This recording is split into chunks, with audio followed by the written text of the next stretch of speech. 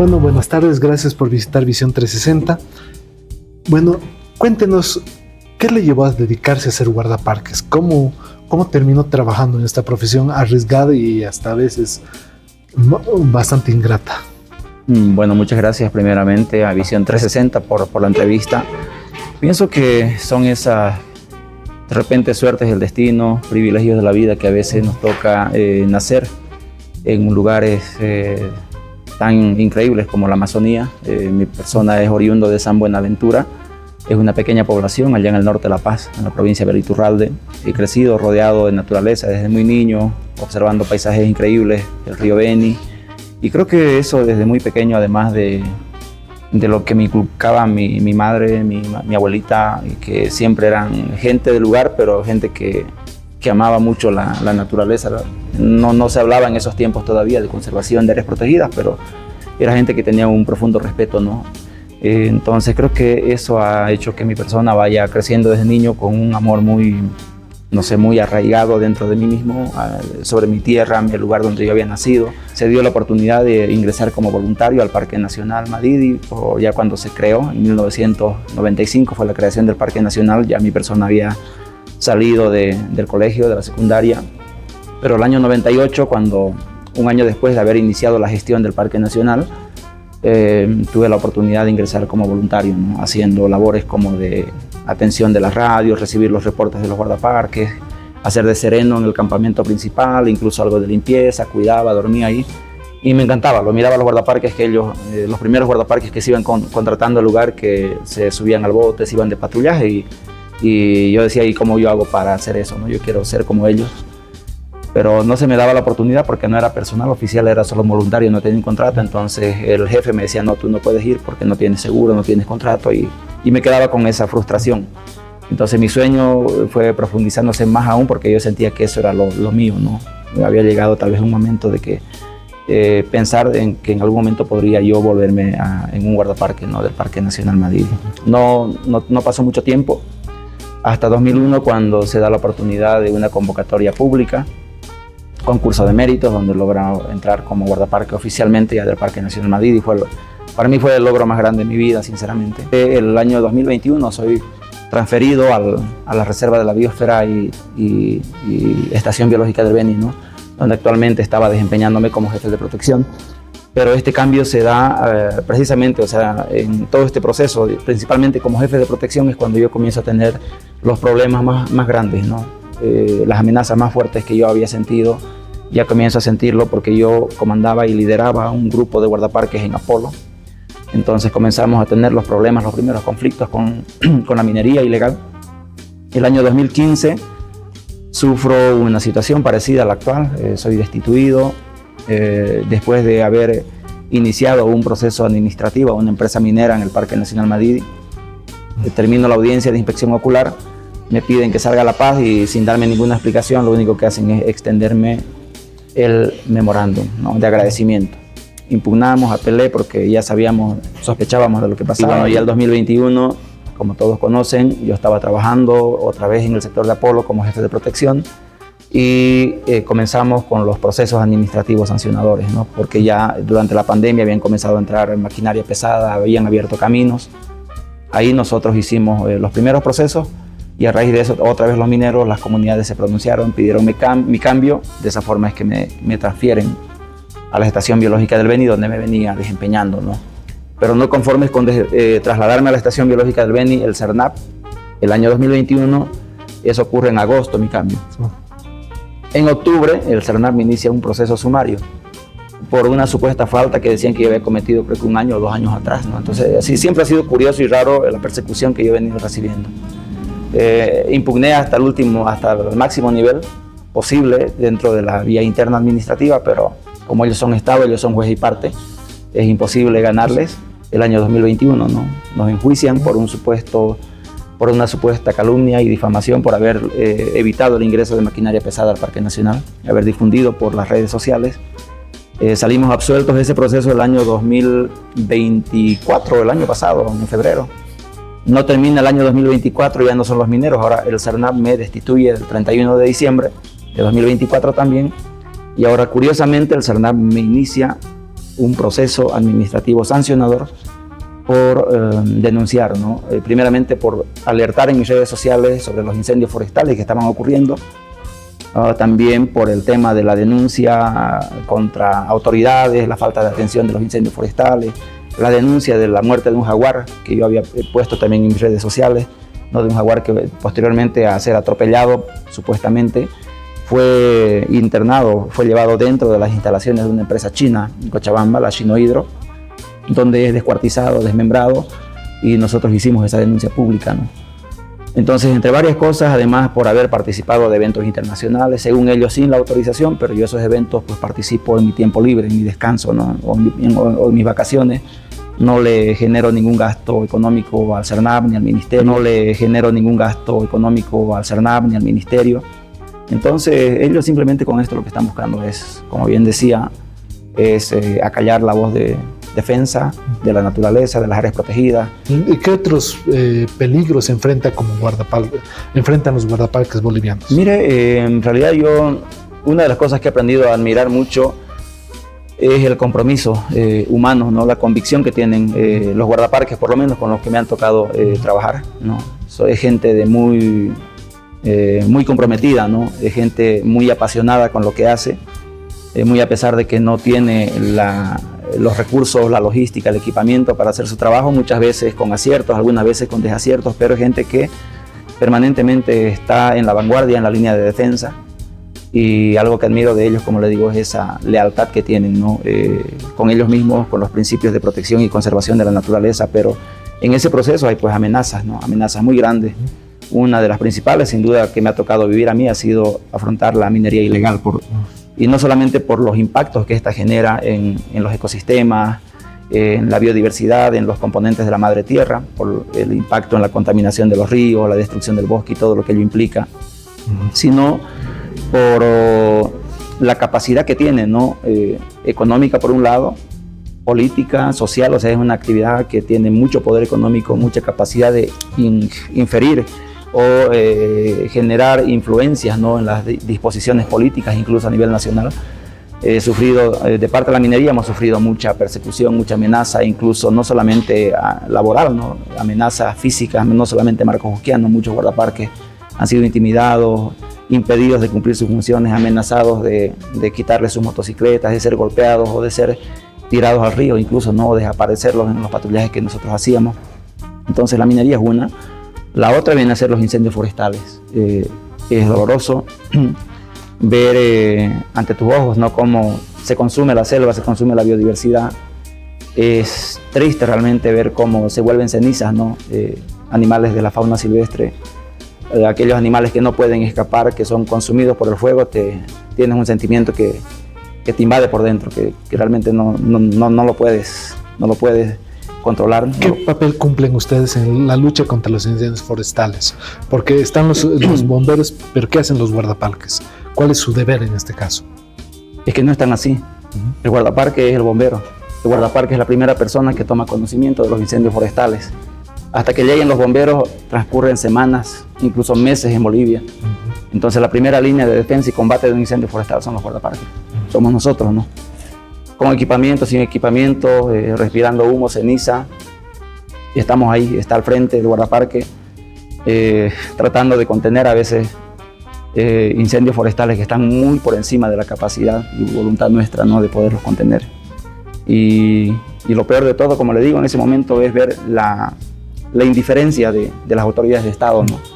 Porque ellos siempre minimizan el problema, no escuchan a los guardaparques. Cuando nosotros detectamos un incendio, se comunica y raras veces responden de manera oportuna, como ha ocurrido en el Área Natural de Manejo Integrado San Matías, ¿no? En el 22 de junio, se recibe la primera alerta de los primeros focos de calor. ¿Cuál fue la respuesta del CERNAP? De las autoridades del CERNAP dijeron que minimizaron esa alerta que dieron los guardaparques, más por el contrario comenzaron a hostigarlos, a amenazarlos, que estaban alarmando a la población, que eran focos de baja magnitud, y esperaron hasta el mes de agosto aproximadamente recién para desplegar el apoyo, ¿no? A la San Matías, y ya todos conocemos las consecuencias que ha tenido esto. Pero ¿cómo se manifiesta la caza furtiva en la Amazonía boliviana? Evidentemente que hasta yo tenía esa idea, ¿no? De la caza furtiva, me imaginaba otro continente, me imaginaba África, pero me dolió mucho ver hace aproximadamente un mes, me tocó viajar a Brasil a un evento donde se hizo es un grupo de investigación donde una delegación de Argentina expuso un caso de tráfico de fauna silvestre que había sido desbaratado en Argentina, y dentro de toda la exposición comienzan a hablar de Bolivia, que esta cacería safari que se practicaba en Argentina también había trastocado territorio boliviano y habían cazado, entre comillas, presuntamente jaguares. Hay fotos de los cazadores de jaguares en Bolivia, en el lugar, con fotos, con coordenadas, exponiendo el cuerpo del jaguar como trofeos de caza. Entonces no es algo que solamente pasa allá en otros países, está ocurriendo en Bolivia, pero que no se lo está visibilizando, ¿no? Ingresan con vuelos irregulares, incluso que pueden estar vinculados con otras actividades ilícitas como narcotráfico, hay pistas clandestinas por todos sectores. ¿Qué herramientas tienen ustedes? Es decir, ¿cuál es el nivel de autoridad que ustedes tienen cuando se enfrentan a cazadores furtivos, por ejemplo? ¿Qué es lo que pueden y no pueden hacer? Cuando la cacería se encuentra, no solamente cacería, ¿no? Cualquier infracción, cualquier actividad que no tenga autorización y se encuentre dentro de áreas protegidas, pues estamos facultados para iniciar procesos administrativos, sancionatorios, ¿no? Contra los infractores, ¿no? Si encontramos gente haciendo un camino, talando sin autorización y todo aquello, pues los guardaparques pueden iniciarle un proceso administrativo, secuestrar de manera preventiva la maquinaria, las herramientas. Hasta ahí podemos llegar. Pero cuando ya la actividad ilícita está fuera de áreas protegidas, lo máximo que nosotros podemos hacer es coadyuvar con las autoridades competentes. Hablando de jaguares, este es un animal bien esquivo, con miedo al ser humano, pero cada vez más noticias de encuentros con seres humanos. ¿A qué atribuye eso usted que conoce estas zonas? Son diferentes aspectos, ¿no? Uno que para mí viene a ser, por ejemplo, la deforestación, los incendios forestales, ¿no? Y la cacería, porque la cacería se está practicando de manera descontrolada en gran parte del territorio nacional, principalmente la Amazonía, Chiquitanía y todo eso. Entonces, el aumento de la población, el ingreso, la invasión de estos espacios, ¿no? Del hábitat natural de estas especies paraguas o emblemáticas para la conservación de la biodiversidad, pero al tener esa cantidad de cazadores que están vaciando las presas naturales del jaguar, la misma explotación forestal, por ejemplo, la deforestación está haciendo que las especies que son presas del jaguar estén migrando, ¿no? Migran hacia otros lugares, entonces los jaguares se ven en la obligación también de migrar y llega un momento donde no tienes dónde más ir. Entonces, al no tener alimento suficiente en la selva, en el monte, pues el jaguar va a buscar atacar comunidades, ¿no? O animales domésticos, pueden ser chanchos, gallinas, ganado vacuno. Entonces es ahí donde se producen estos encuentros, ¿no? Que están saliendo a centros poblados, que ya se ha visto un jaguar, un puma pasando una comunidad, un pueblo, y la gente lo peor que hace es alarmarse, ¿no? O generar una información negativa del jaguar, lo ponen los titulares de la prensa como jaguar furioso por la comunidad tanto, jaguar peligroso, poniendo en peligro la vida de las comunidades. Entonces eso hace de que la gente lo mire de esa forma y crea que hay que hacer algo para evitar el peligro y capaz hay que eliminar al jaguar, ¿no? O llamar a las autoridades, no sé. Entonces, ¿cómo es su relación con los biólogos? ¿Los acompañan? ¿Tienen reuniones? ¿Cómo es el trabajo con la ciencia? Las veces que a mí me ha tocado coordinar, por ejemplo, me tocó apoyar de cierta forma la planificación de algunas actividades, ¿no? Con el equipo científico de Identidad Madidi. Recuerdo muy bien cuando con Rob Wallace de la WCS Bolivia o Guido Ayala, que es otro biólogo boliviano muy reconocido también, planificaban o nos hacían conocer, ¿no? Cuáles eran los lugares donde existía vacíos de información.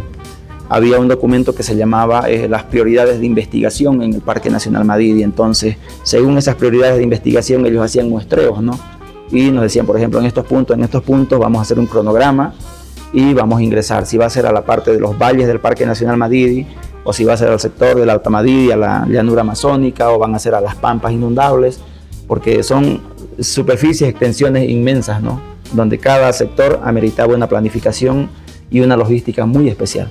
Entonces ahí los guardaparques, con el conocimiento que tienen, acompañan con los botes, con las embarcaciones, manejando el motor en algunos casos, y otros también acompañando todo el proceso de monitoreo, ¿no? Ver la instalación de las trampas cámaras, o con la información que se genera a través del programa de monitoreo integral, identificar cuáles son los lugares donde ha habido mayor avistamiento de una determinada especie, ¿no?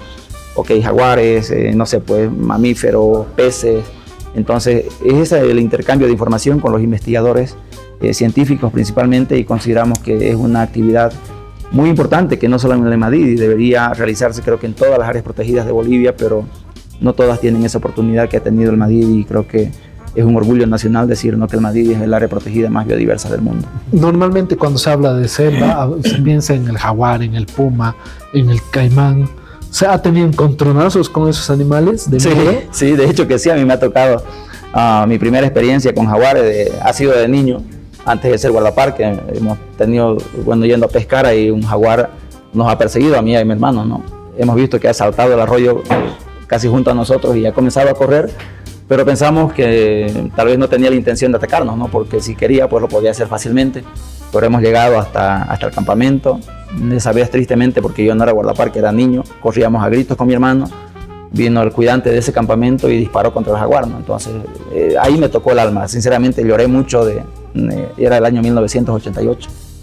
Pero me sentí acosado con esa adrenalina, escapando de un jaguar junto a mi hermano. Y ya siendo guardaparque, el primer encontronazo que tuve fue que el jaguar entró a mi campamento donde yo estaba absolutamente solo, ¿no?